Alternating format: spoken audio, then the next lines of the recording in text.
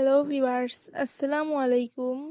আজকের পর্বে আমি আপনাদের সঙ্গে শেয়ার করব তেঁতুল পোড়া মাখা। তো চলুন শুরু করা যাক। প্রথমে আমি কিছু তেঁতুল নিয়েছি। এখন এই তেঁতুলগুলো আমি গ্যাসের চুলায় পুড়িয়ে নিব। এর জন্য গ্যাসের চুলাটা জ্বালিয়ে আমি তেঁতুলগুলো একে একে সবগুলো পুড়িয়ে নিয়েছি।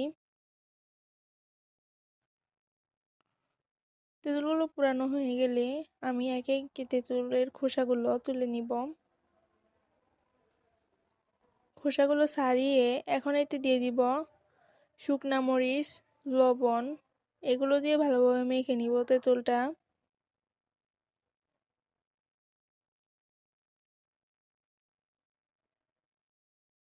তো আজকে আমার রেসিপিটি এই পর্যন্তই। আপনারা সবাই ভালো থাকবেন এবং আমার চ্যানেলটি সাবস্ক্রাইব করে দিবেন। আর আমার এই ভিডিওটা কেমন লাগলো অবশ্যই কমেন্ট বক্সে জানাবেন। আল্লাহ হাফেজ।